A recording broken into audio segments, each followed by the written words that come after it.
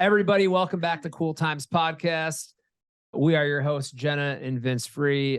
We have an awesome show today. We have Christopher Ware with NAIOP, and we asked Christopher to get on the show to talk us through NAIOP and this new exciting cold storage conference or expo, or, well, you're going to get in and tell us what it is. But Christopher Ware, why don't you tell us a little bit about yourself and who you are, and we'll dive into what made NAIOP decide to develop an industrial cold storage focused conference. Awesome. Well, again, thank you so much. I appreciate the opportunity to speak with you today.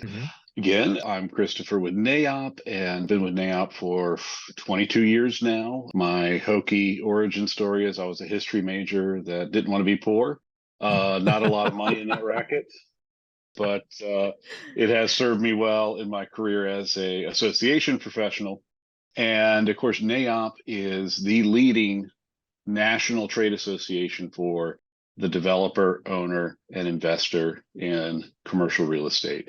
And in kind of the commercial real estate space, industrial real estate is one of our key demographic groups. The majority of our members are involved in industrial. They also do other property types, office, multifamily, mixed use, but industrial is really what perhaps NAIOP is most known for currently. And in that capacity, people become a part of NAIOP because they want to connect with other developer, owner, investors. They want to look for business opportunities. They want to improve their career. We offer outstanding education, both in print, online, in person, building people's network, building the community, and getting some of the industry-leading research out there as well. So that's kind of NAIOP in a nutshell. There's 20,000 plus members. So we are closing in on having representation in just about every state in the United States, as well as in Canada. So that's kind of a quick overview of NAIOP and who we are and what we do. And a big part of that, as I mentioned, is the conferences and event side of things. And that's kind of where we get to the I.CON industrial real estate conferences that we're on the show here to talk about today. Yeah. So that's exciting. We had Kate Lyle on from Ware Malcolm. And we were talking about NAIOP, and I have never heard of NAIOP until this year. And we started talking about it, and I'm like, what does it stand for? What does NAIOP mean? Like, what's the acronym? And she's like, I don't know. What's the acronym for that? NAIOP as an acronym was retired back in 2009. Before 2009, it was the National Association of Industrial and Office Properties. And we decided to retire the acronym but keep the name because we had a lot of brand recognition associated with the name. So we're a association with a name and a tagline. So NAIOP, the Commercial Real Estate Development Association, is our full formal title. But once upon a time, we were the National Association of Industrial and Office Properties. Got it. And again, there are a couple of reasons why we changed, because we have members in Canada, so we're not just national anymore. As I mentioned before, we have people who do multifamily, some retail, some mixed use. So industrial and office really wasn't correct either, but a lot of people know what that NAIOP brand name is. Perfect. So. And Christopher, as the Vice President of Business Development and Strategic Initiatives, I would hope you knew that. Yes, indeed. Have the elevator pitch down. Absolutely. I dig that. So what made NAIOP decide to get into industrial a cold storage focused conference? Well, that's a great question. And it really came from a variety of sources. As you know, being a key member of the cold storage community yourself, cold storage warehouse and distribution is expected to grow into a $324 billion market by the end of this decade. By the end of the decade, which is insane. I think the projected inventory is well over 300 billion square feet, and that's a significant increase from where we are today. Yes, we are seeing huge amounts of increase of online sales of refrigerated and frozen foods. Some of that was pandemic driven. Some of it's just sort of the natural evolution as consumer habits kind of continue to embrace online. So obviously, a lot of people are shopping online, and that feeds into the cold storage pipeline. The other really interesting thing is investor interest is up, and there's a lot of product in the cold storage space that's obsolete or will soon be obsolete. So not only do you have new demand, you're also going to have demand just to keep up with the existing need for cold storage space. Sure. So all this is to say is we have a lot of members at NAIOP who are involved in traditional, what I believe you would call dry industrial space, regular warehouse distribution space. They're always looking for new opportunities. Some started asking NAIOP about, okay, cold storage, what's going on there? How do we get What do you know involved? about cold? What do you know about cold storage? And we were like, well, not a lot yet, but we're going to learn quickly. And we went to our members, we sought experts. You mentioned Blair Malcolm is a great example. And we started offering more content around the cold storage product type. We launched an ebook on cold storage development and design a couple of years ago. It's our second highest selling ebook in NAIOP history. We have done sessions at our existing conferences about cold storage, and the rooms are always full. Articles on cold storage in our magazine always receive a lot of feedback and a lot of visits online. All this is to say is we know that our existing audience is very interested in cold storage.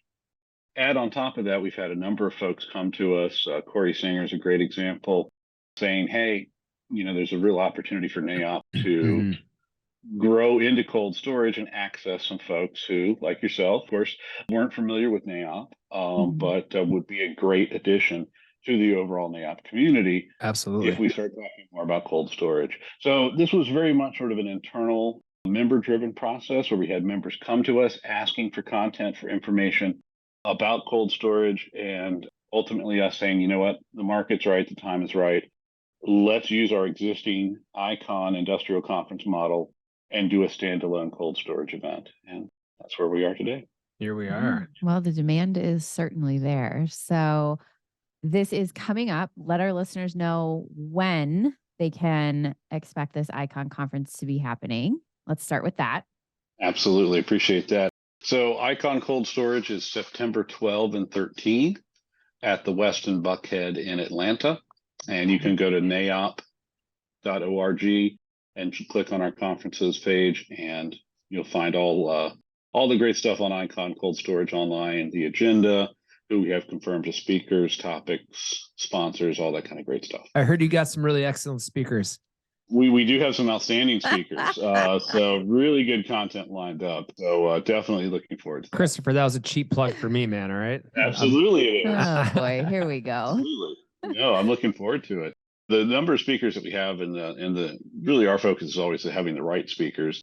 That really came down to assembling the right committee. We have a fantastic planning committee, and then that, of course, has parlayed itself into the great content that we have lined up. Yeah, you got some. Yeah, the speakers I'm excited about. You got some big heavy hitters speaking. I mean, Dean Saul, been around the industry forever. Everyone knows who that guy is. Book of knowledge, this deep. Josh Cronin, Arco, obviously Corey Singer at FCL. I'm not sure if he's speaking, but I know he was spearheading this whole thing with you. And I mean, you got some fantastic people and the right people. And I think that's going to be important, especially with this conference and developing, all these guys coming in, investors, developers. It's so important that they understand they really need to link arms with the experts in the industry, because there are a lot of people coming out of the woodwork that, hey, I can build this for you. Hey, I can save you money. Hey, I can do that. And what I've learned in my experience is that, building these is not easy. And, number two, be careful about using someone that really doesn't do this a lot. And so it's you got the right people, right? So, and I think that's important. And I'm really excited about this conference for sure. Absolutely. Speaking of attendance. Yeah. So who is your target market? Who can attend, and who can we expect to meet at the I.CON Cold Storage? Well, we've listed a few names here. Yes. Yeah. But Absolutely. what are some other highlights you can give our listeners? I appreciate that. So, of course, this is our first year as a standalone I.CON Cold Storage Conference, but we have over 20 years experience producing an I.CON industrial conference with NAIOP. And that event really started as a tiny niche. We'd have like 150 people in a ballroom, and that was it. And now it's grown to an event that attracts over 2,000 people a year. to attend. It is the largest industrial real estate development ownership investment conference in North America right now. And the I.CON Cold Storage is basically an offshoot of the established I.CON brand. So historically, about half of the people at an I.CON conference are going to be developer, owner, investors, about 25% from the design community, so architect, engineer, contractor, and related. We always have a focus on brokers. We want to have them there as well. So a good percentage of the attendees are going to be from the brokerage community as well. And a key element of a NAIOP conference, of course, is the seniority of the people that are there. So typically at an I.CON event, over 80% of that audience is going to be some kind of senior management. So you're talking about the decision makers, the deal makers that are going to be at the event itself. So we are inviting really a who's who cold storage industrial real estate to this event. That's our goal. That's what we have with our other I.CON conferences, and that's what we're going to go with this event as well. I love it. So what can the attendees take away from the show? For example, our entire project management team is coming. So if I were to say, hey guys, you're coming to the conference and fill in the blank, what could they take away from attending this? Absolutely. So the key things that we want every I.CON or NAIOP attendee to accomplish is they want to learn something new and meet somebody you didn't already know. So those are really the two things that we build our entire conference experience around. Is, again, we talked about the world-class education that we're going to have. So, the traditional ballroom education sessions, but we always try to keep it interactive. We try to keep it very engaging. A lot of question and answer type sessions there. So we have top level people coming in and talk about some of the biggest issues within the cold storage industry, and we can kind of get into some specifics of that a little bit later. But just as important to the conference experience is the networking, the relationship building, and we put a real focus on that as well. So we have dedicated networking time, and we also just kind of have a culture of relationship building and networking that exists at our I.CON events that we really foster and we really encourage. So my hope is that your team will not only pick up several things that they can go back to the office and apply right away in their day-to-day job, but also have a number of new contacts that they can then turn into new business in the future, new relationships, new opportunities going down the road. So that's really what we're all about. That's awesome. Yeah. Well, we have heard from several people on our podcast that the cold storage industry is very relationally driven. So I think that's the most important part to have, is a good networking time. What would you like for people who are coming, who are just maybe learning about it now through the podcast, or just, unsure, maybe they didn't know of NAIOP before? What would be some, maybe like your top 3 networking tips for really connecting with the types of individuals that are a part of NAIOP that will be at I.CON? Absolutely. So we try to make it as easy as possible for people to connect with other people at our events. So we do provide a attendee list on our website once we get a little bit closer to the event. So you'll be able to preview who all is going to be there. And that information is also in the conference app that's available for download once you've registered for the event. And I think that's probably the number one tool, because you can preview that, you can identify people that you'd like to connect with, and of course, reach out to them in advance and see if you can try to schedule a get together.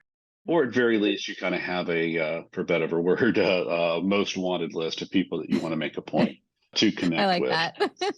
The hit list. So the hit list, exactly. I always try to go into every conference that I attend representing NAIOP with a list of at least 10 to 20 people that I want to reach out to and connect with while I'm on site. And I think kind of setting a goal for yourself is important whenever you go to any conference, to say, my goal is to come out with 5, 10, 20 quality new contacts. And of course, providing a list, it makes it easy to kind of set and prioritize the people that you want to reach out to. The NAIOP group, we're a really strong community, but we also like to help others make connections. So I would say don't be shy about asking. If you're having a good conversation with somebody, I think it's always very beneficial to say, hey, I'm really looking to connect with a developer working in St. Louis. Do you know anybody? Sure. And just not being shy about that, because, like I said, NAIOP and the industry as a whole, we're about connections. So to not be shy about that. I love it. Then last but not least, probably one of the most underrated networking opportunities is our project tours. So we always have tours of different industrial real estate projects as a big part of our conferences. And you're on the bus with folks. It's a great time to strike up a conversation. You're not in a hotel, you're kind of out, you're on site. It's a little bit more experiential. And that's just a Sure. great opportunity to strike up some conversations with people and, carry that over into the conference itself. So When if is you, the tour? Yeah, when's the tour and where are we towar's going?